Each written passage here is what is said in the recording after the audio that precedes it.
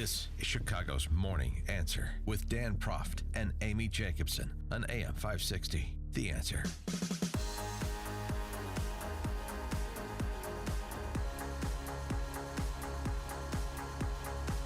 Top of the morning, Dan, and in for Amy J this morning, the venerable John Cass, johncastnews.com. John, I noticed you just tweeted a picture of the two of us.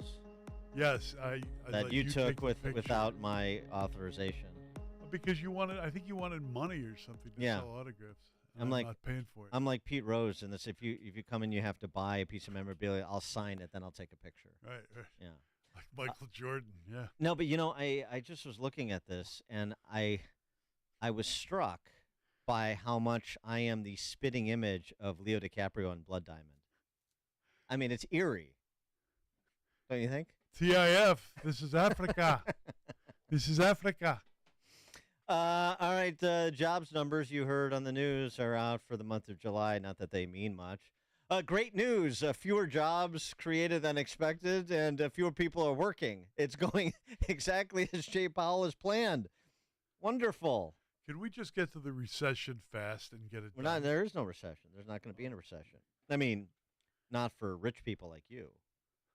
For regular people, it may be some tough sledding in this stagflationary environment, but for we elites, John, we don't have to worry about such things. Well, I think everyone should take the grass out of their yards and start growing potatoes because it's going to be a long Ukrainian winter. Well, for nothing else, to combat climate change until the Biden team figures out how to block out the sun.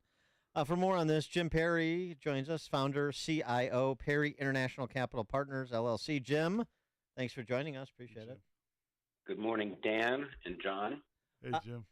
So great news. Job creation lower than expected and the unemployment rate going down, fewer people in the workforce. Things are really tracking nicely. Well, yeah, I think the trend in jobs has been fairly steady over the last little bit. The reason the non-farm payroll number is so important every month, Dan, is this is the first real data that we get for the month of July, right? So this is the first month of Q3. So it's kind of the first step toward where we think we're going to be in another couple of months here. And the story really hasn't changed that much. It's a stagflationary economy. Growth is, last print was up 2.4%, and inflation is running at 4.8%. Right? Except it's not stagflationary. It's not stagnant in the government sector. I mean, that's what's been driving a lot of the quote-unquote job creation is government jobs and fat contracts like AFSCME just got here in the state of Illinois. Yeah, that's right. I mean, the trouble with a lot of this data that we get is that, it's all sort of gathered by a different government agency, and a lot of it is surveys and a lot of it's opinions.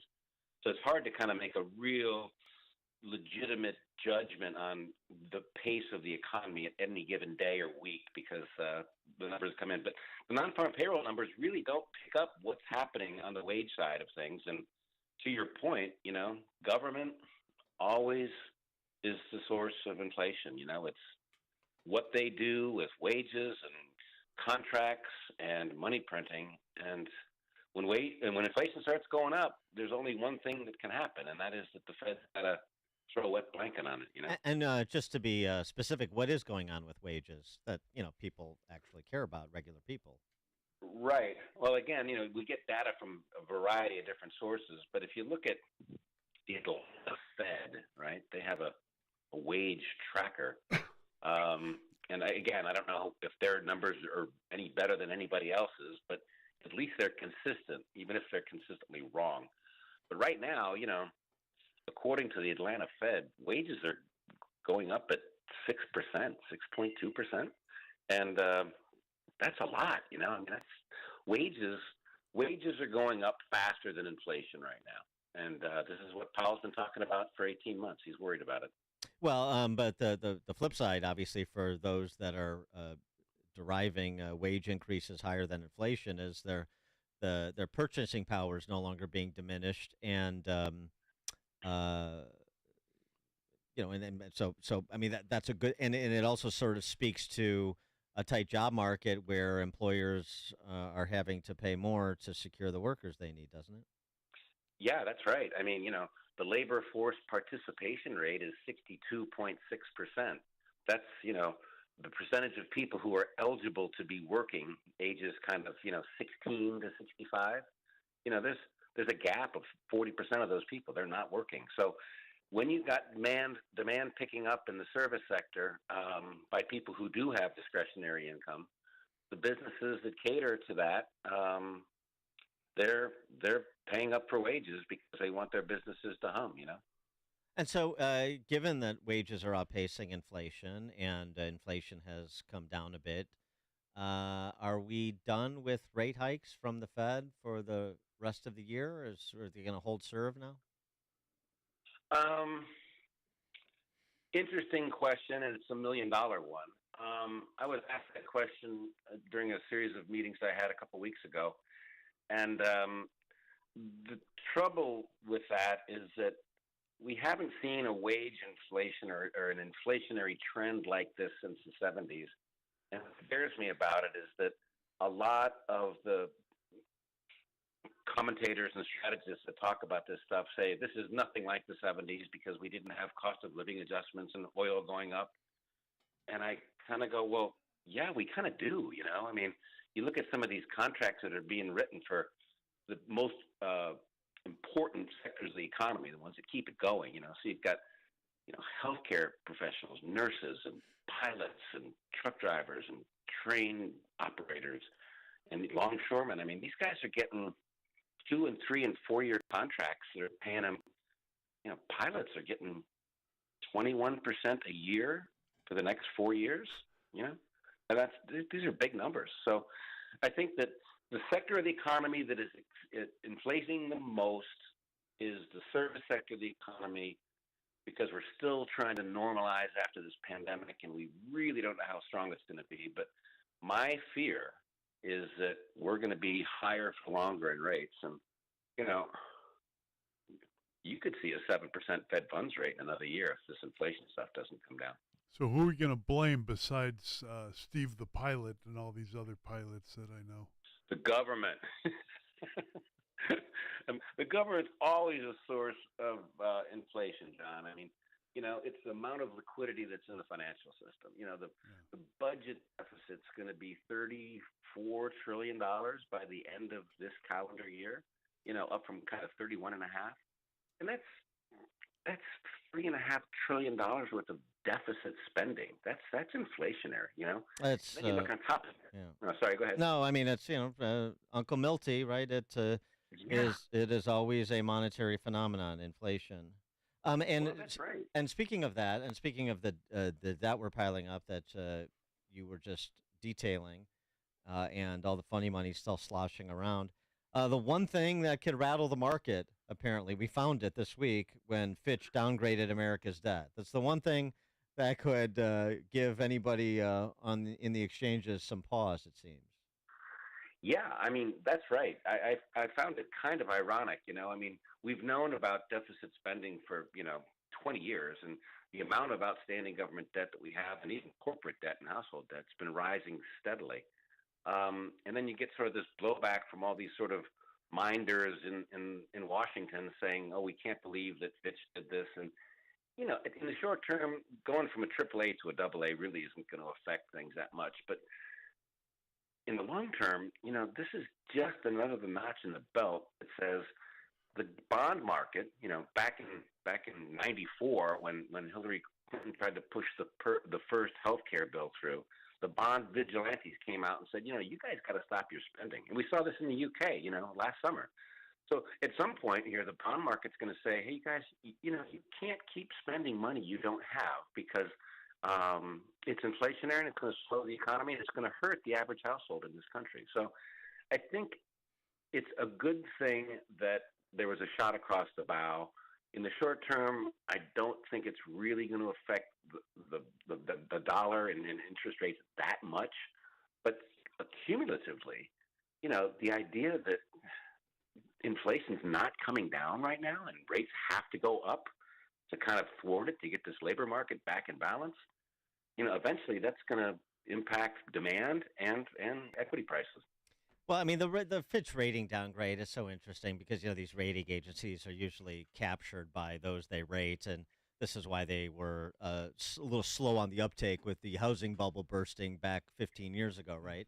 Right. It's so interesting, especially being in Illinois, where you have the highest unfunded pension liabilities in the country, and we're spending I don't know about the same percentage of our budget on interest on debt or unfunded Right. liabilities, the same as the federal government is now. I mean, it's $1 trillion of interest Right. payments on the debt, but but they can print money at the Fed level, so I guess it's a little bit better for them. And nobody really seems to care if they print money because they don't connect, for example, the last year and a half to the policy choices that were made in the previous 2.5 years.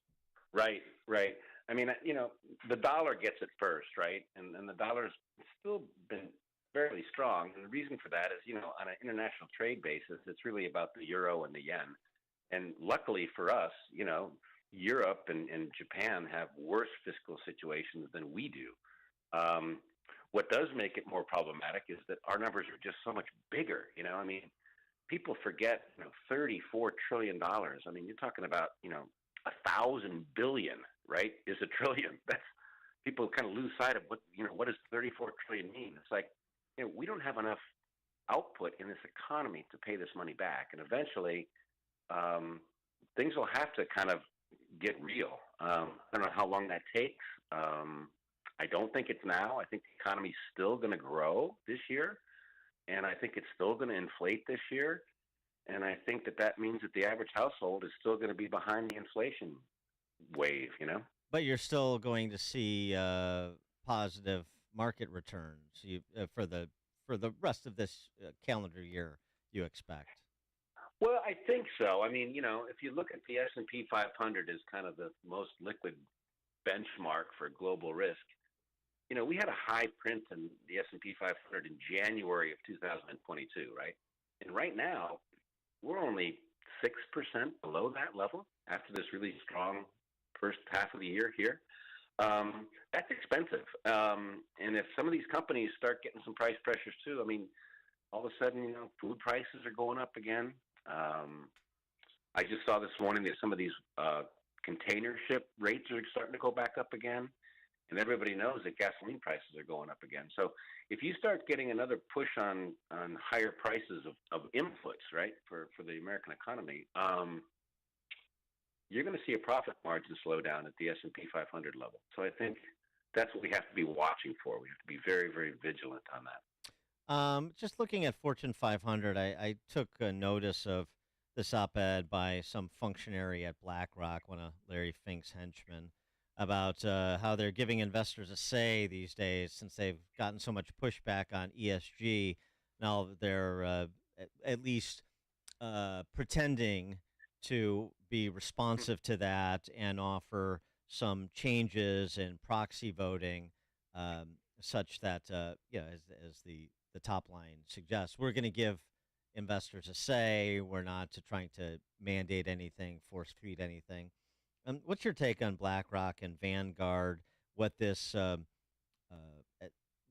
even if it's sort of titular in it's a reform that's in name only. Even Right. if that's what this is, which is what I suspect it is, what does that say about BlackRock and Vanguard and their stranglehold on so much of corporate America? Yeah, I mean, I think it's unhealthy. I would take a step back and say one thing first. There's a lot of narrative out there, Dan, that when you talk about the environment and the ESG investments, and a lot of people feel good about that. They buy an electric car and they kind of put their garbage in the right spot and all that sort of stuff, and I do too. Everybody does. But and that makes you feel good, and that's good for the economy and the environment and everything. But the point is that ESG investments really are non-economic. I think it's a good marketing tool for BlackRock and Vanguard, But if you look at the ESG investments that people have made, a lot of money's flowing into it, but the returns are awful. So if you're in the investment business, I would stay away from it. And if you want to make the world a better place, join a nonprofit and help people that need some help, but don't try to think that you're somehow going to save the world by investing in something that BlackRock says makes you feel better. Jim Perry is the founder and CIO of Perry International Capital Partners. Jim, thanks as always. Appreciate it. Thank you, Dan. Have a good weekend. You too. And he joined us on the Turnkey.pro answer line. Listen to Dan and Amy on your smartphone. Download the AM560 mobile app today at 560theanswer.com/mobile. Cable news. Noisy, out of touch, on repeat. Tired of all the lookalikes? So are we.